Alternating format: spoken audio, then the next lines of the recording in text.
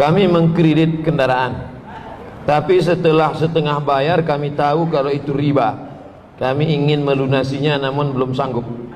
Kalau kami berhenti kami susah untuk pergi kerja atau pergi jauh, dan juga sudah setengah dibayar. Apa yang harus kami lakukan? Kredit sepeda motor. Buka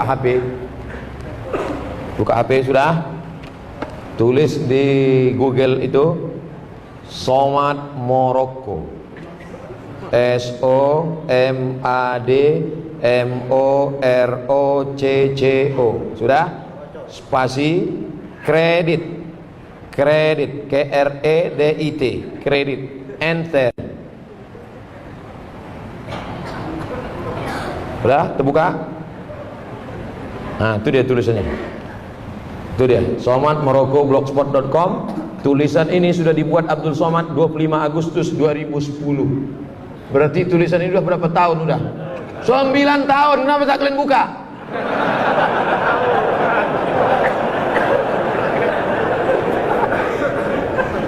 Nih, sudah 9 tahun yang lalu sudah saya tulis.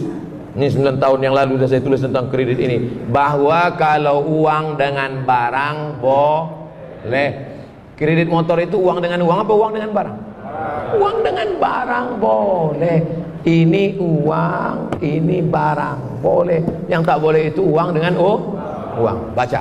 Tolong nanti ini share. Sekarang juga share. Share ke grup-grup. Nah, cara nge-share-nya ini ku ajarkan.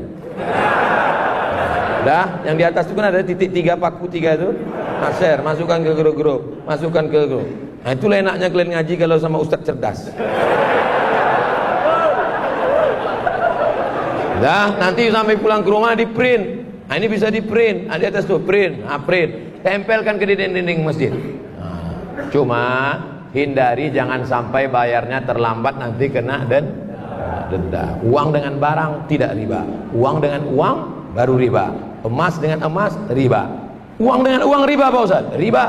Lalu kita ke Makkah itu bawa rupiah membeli ringgit, bawa rupiah beli dolar, bawa rupiah beli rial. Kenapa tak riba? Ya dan biadin, cash. Kalau cash ini 1 juta beli 300 rial, sah karena tidak kredit. Tapi kalau ini aku beli, aku bayar 2-3 hari lagi, tak boleh karena harga berubah. Nah, ini tentang masalah kredit barang. Jelas? Ustaz, ketika tilawatil Quran dan salawat sering jamaah saut-sautan Allah di akhir bacaan itu, apa hukumnya Pak Ustaz? A'udzubillahi minasyaitonirrajim. Allah. Bismillahirrahmanirrahim. Allah. Inna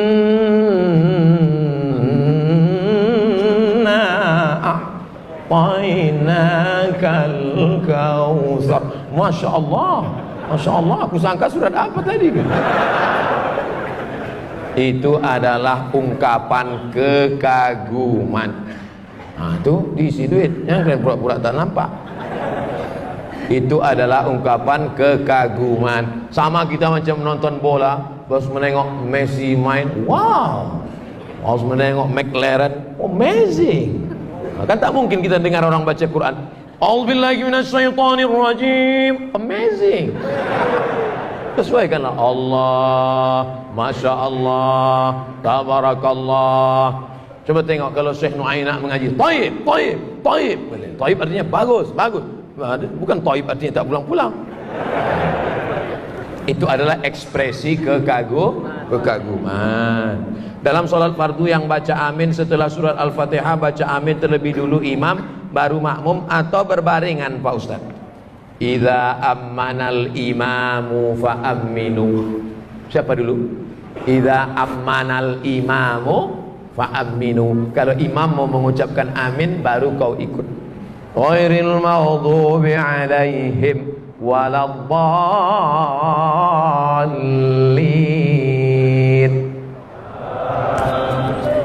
Belum saya imam nih sekarang.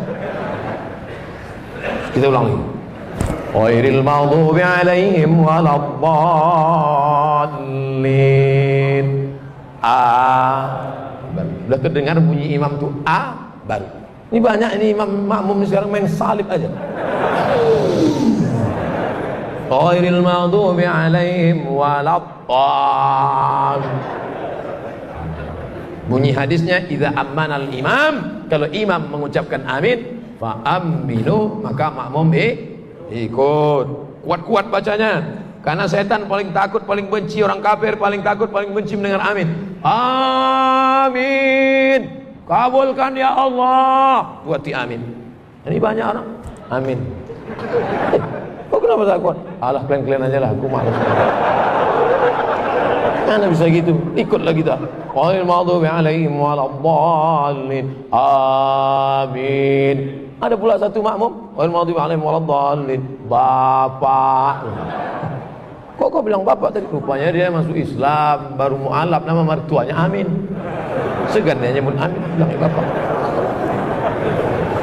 Apabila anak laki-laki bernazar jadi imam sholat jenazah bapaknya, tapi anak ada di Batam, ayahnya di Medan. Apabila orang tua meninggal dan anak terkendala perjalanan pulang, bagaimana bila nazar anak itu tak dapat dilaksanakan? Makanya sebelum bernazar pikir dulu. Oh, Ustadz menganggap kami orang Batam tak ada duit ya? Bukan masalah duit, bro.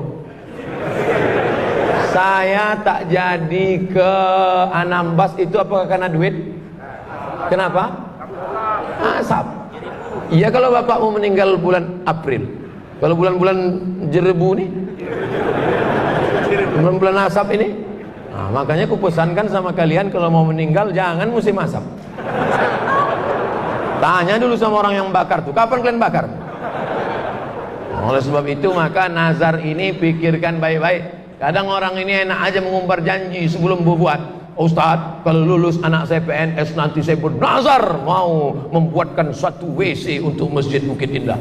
Begitu anaknya lulus, jangankan WC, batu bata pun tak ingat. Nah, bagaimana kalau tidak bisa dilaksanakan?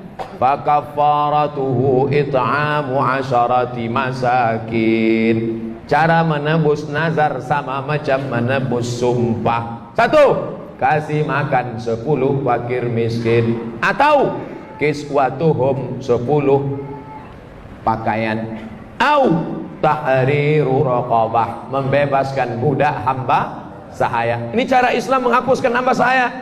Kalau engkau mau menghapuskan hamba sahaya, salah satunya adalah dengan cara menebus kafarat sumpah dan nazar. Kasih makan 10 fakir miskin, tak sanggup Pak Ustaz. Kasih 10 pakaian, tak sanggup juga Pak Ustaz. Bebaskan budak hamba saya, budak-budak Melayu yang ada Pak Ustaz. Budak hamba saya tak ada lagi Pak Ustaz. Yang terakhir, faman lam yajid, siapa yang tak sanggup, fasiyamu salasati ayyam, puasa 3 hari. Puasa 3 hari. Jangan bebankan diri yang kita tidak mampu. Karena tak mampu, kalau mau nazar yang kira-kira mampu. Saya nanti kalau begini saya akan puasa sunat. Itu bagus. Ustadz, saya mau tanya, di awal ceramah Ustadz mengatakan orang meninggal tidak baik, orang meninggal lama untuk dikuburkan. Bagaimana menurut Ustadz orang meninggal, seorang tokoh rakyat meninggalnya malam tapi dikuburkan esok siangnya? Banyak proses upacaranya Pak Ustadz. Kalau aku baik, maka kalian menjumpakan aku dengan amal. Tapi kalau aku tak baik, maka kalian sudah melepaskan beban dari pundakmu. Aku Abdul Somad. Kalau aku mati, aku baik, cepat-cepat kalian kebumikan, itu mempercepat aku berjumpa dengan amalku. Tapi kalau aku tak baik, maka kalian cepat-cepat menghilangkan beban dari pundak. Makanya orang meninggal itu lebih cepat, lebih baik, lebih cepat, lebih baik kuburkan. Bagaimana ini dengan tokoh masyarakat, dengan itu, dengan ini? Kita kan malam ini ngaji menurut Quran dan Sunnah dan fatwa para ulama. 3 yang kita ikut: Al-Quran, Sunnah, Al-Ulama, Warasatul Anbiya. Nah, kita kaji malam ini itu. Kita bukan ikut tokoh fulan, tokoh ini, tokoh fulan, tokoh adat, tokoh masyarakat, tokoh besi, tokoh kelontong. Apa hukumnya alat musik islami dan musik islami? Macam mana alat musik islami? Ini gitar yang buncitnya ke dalam islami gitu. Kalau gitarnya rata, ini gitar kafir gitu. Mana ada alat musik islami? Suling tak ada. Ini suling syariah, ini suling konvensional. Mana ada? Tak ada alat musik islami. Pokoknya al-ghina mithlul kalam. Musik lagu itu macam cakap. Kalau isinya baik, ya baik. Tapi kalau isinya tak baik, maka haram.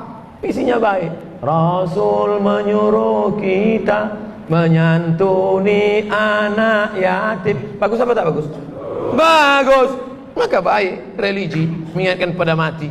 Nah, tapi kalau sudah mengajak pada bunuh diri, ngajak berzina, maka haram. Nauzubillah. Bagaimana cara masuk Universitas Al-Azhar Kairo Mesir, Pak Ustadz? Hafal Quran 3 juz, bahasa Arab, kursus dari sekarang, nanti 100 soal bahasa Arab. Setelah itu pula tesnya nanti sekitar bulan Juni, tapi pengumumannya bulan Mei sudah ada. Gimana cara mencarinya Pak Ustadz? Buka HP lagi. Dah, tulis di Google itu beasiswa Al-Azhar Kairo. Beasiswa Al-Azhar. Inilah payahnya masyarakat ini. Tinggal nulis ini pun tak tahu dia. Ini syarat beasiswa Al-Azhar Kairo, beasiswa santri Al-Azhar Kairo, beasiswa. Makanya belilah paket daftaran beasiswa. HP itu tak perlu mahal, yang penting cepat dia searchnya.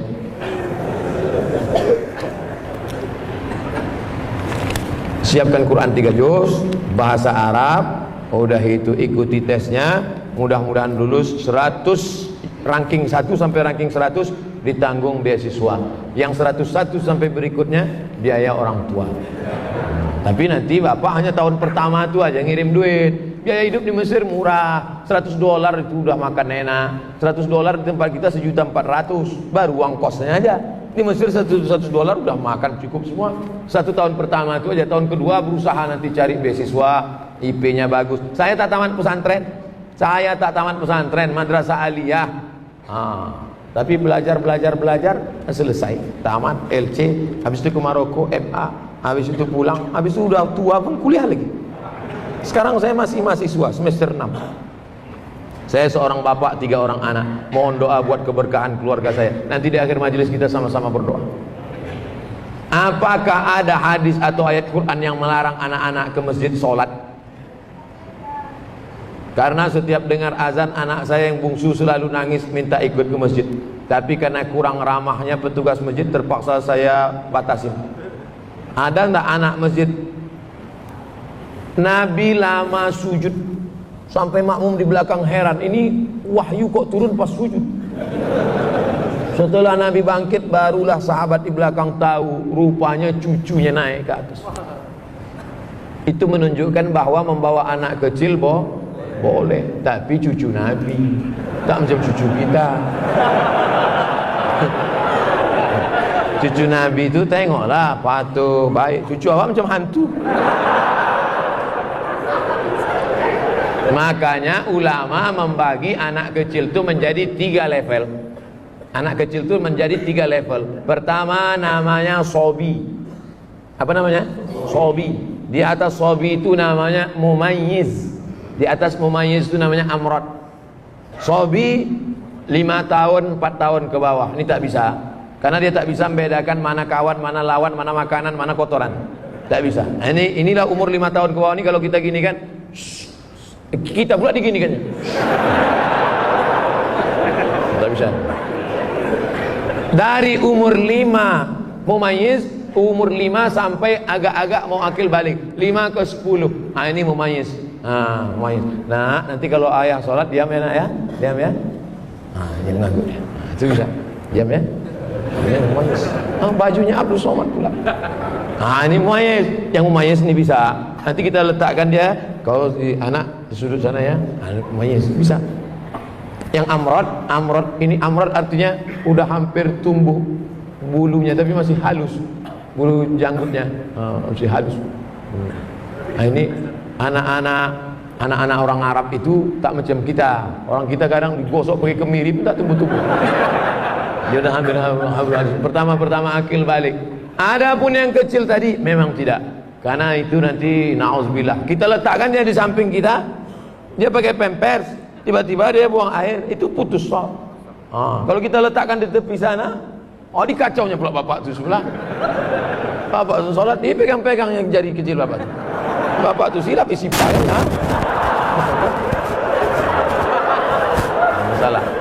Jadi yang bisa kita bawa tadi adalah yang mumayyiz. Adapun yang sudah mumayyiz, mungkin agak nakal-nakal dia sikit, lari-lari dia lompat-lompat, maklum lah. Jangan dimarahi Pak. Jangan sampai ini ada nih pengurus-pengurusnya soal nengok anak kecil. Balik. Buat naik darah tinggi gua aja. Udahlah listrik naik, air mahal. Ayah kalian tak mau nyumbang, anaknya pula libur. Padahal 20 tahun akan datang mereka nilai yang akan memakmurkan masjid. Kalau di masjid masih ada anak lari-lari, di masjid masih ada lompat-lompat, bersyukurlah 20 tahun akan datang masjid ini masih tetap banyak sholat berjamaah. Tapi kalau di masjid itu udah sunyi, tak ada anak-anak, isinya orang-orang tua yang udah diintai-intai malaikat maut aja. Sunyi masjid, waspadalah. Nauzubillah. Jangan bangga dengan masjid yang besar, karena di Cordova, di Alhambra, masjid besar-besar, tapi sekarang tidak ada sholat berjamaah. Jangan bangga dengan masjid yang besar. Masjid besar bangga, tapi isinya kita persiapkan untuk masa depan. Takbir. Pak Ustadz, saya seorang istri. Batasan-batasan bagaimana bersolek yang wajar bagi muslimah. Karena kalau saya bersolek, suami saya selalu tegur, jangan bersolek jahiliyah. Apa maksudnya Pak Ustadz? Misalnya wajah ibu pucat. Kalau silap-silap payah bedakan dia sama kuntilanak. Pucat misalnya habis sakit atau rumah sakit, lalu dipakainya bedak sesuai dengan warna kulit. Merubah yang tak normal jadi normal boleh, tapi yang sudah normal menjadi abnormal, itu bibirnya udah biasa dipakai sampai 2 inci. Budak putih, muka putih, tangan hitam. Oleh sebab itu maka yang wajar-wajar saja. Engkau cantik bukan karena make upmu, engkau cantik karena bekas wudhu dan tahajudmu. Kecantikan batin, kecantikan yang tidak akan lekang karena lapuk karena hujan dan tak lekang karena apa? Panas. Ibu cantik ya? Iya dong, ini kan bekas wudhu. Jadi kau sangka kami tayamum semua?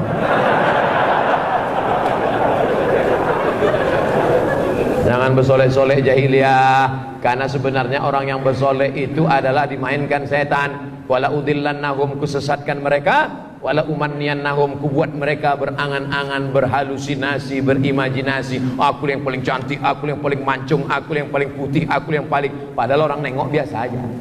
Berhalusinasi, berimajinasi dengan pikirannya. Oleh sebab itu maka perempuan lebih baik menutup wajahnya pakai cadar. Tapi kalau tak sanggup pakai cadar, pakai hijab, wajahnya biasa-biasa saja.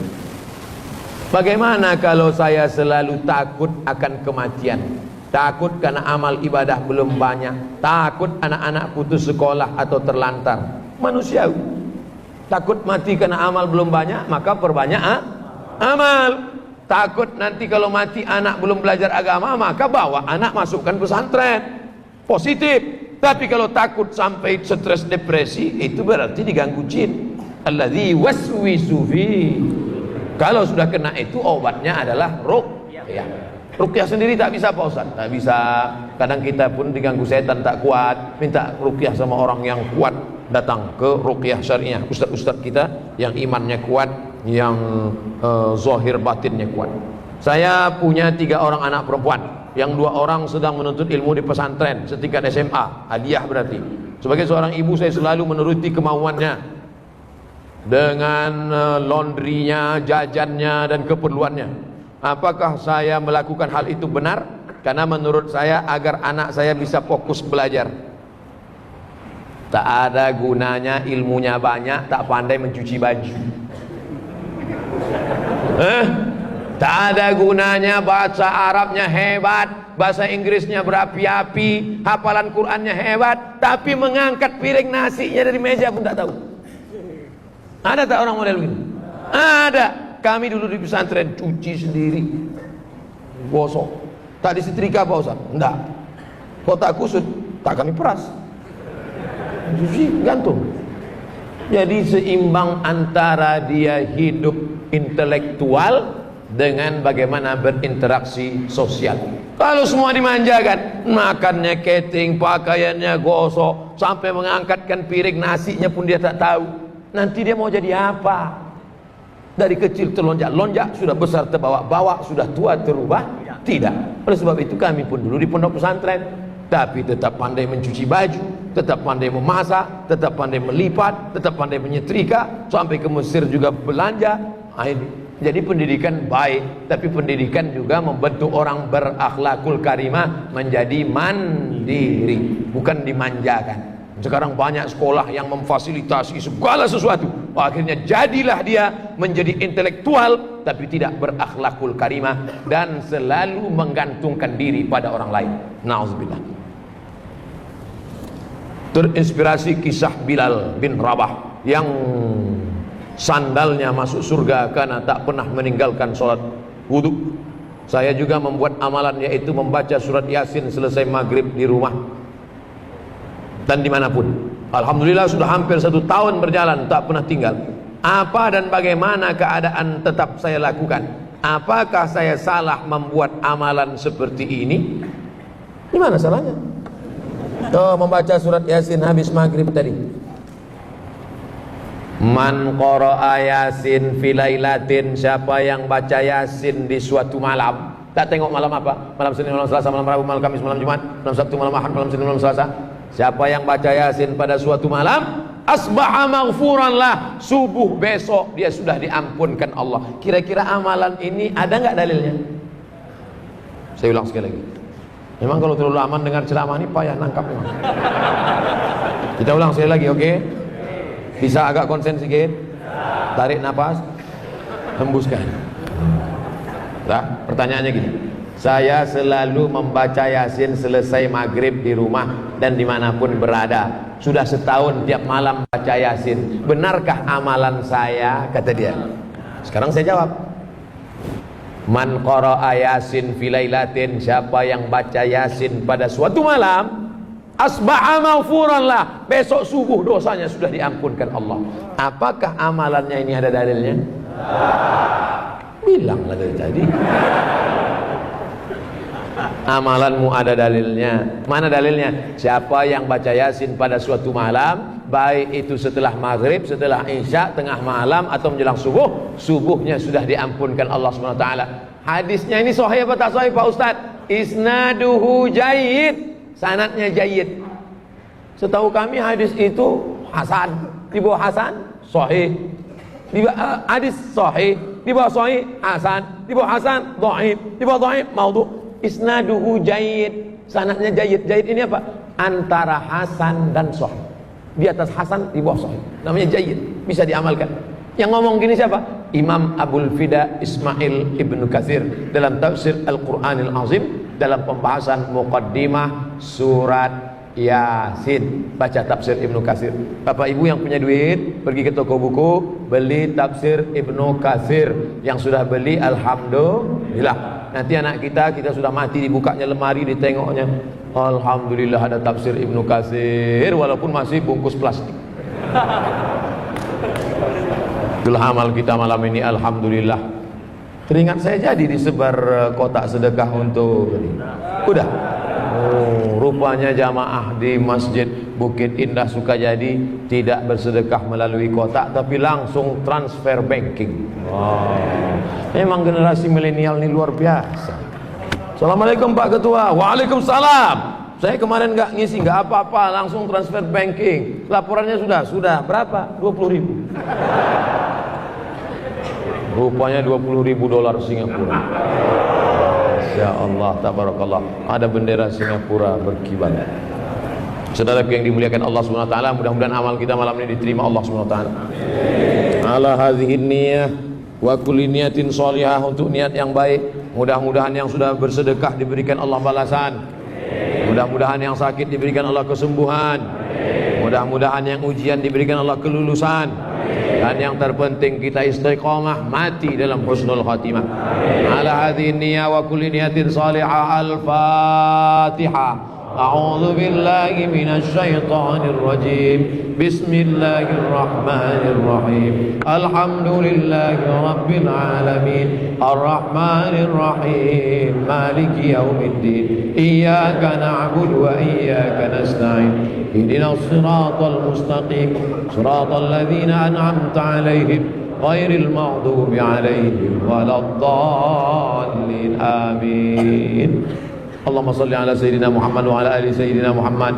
Allahumma inna natawassalu ilaika bijahi nabiyika Muhammad sallallahu alaihi wasallam wa bisirril Fatihah. Kami memohon kepada Engkau ya Allah dengan kemuliaan surat Al-Fatihah, dengan kemuliaan Nabi Muhammad sallallahu alaihi wasallam, antarzuqana rizqan halalan thayyiban mubarakan fi. Berikan kami rezeki yang halal berkah supaya kami bisa berinfak, berwakaf, bersedekah ya Allah. Allahumma barik lana fi arzaqina, berikan berkah pada rezeki kami. Wa barik lana fi auladina, berikan berkah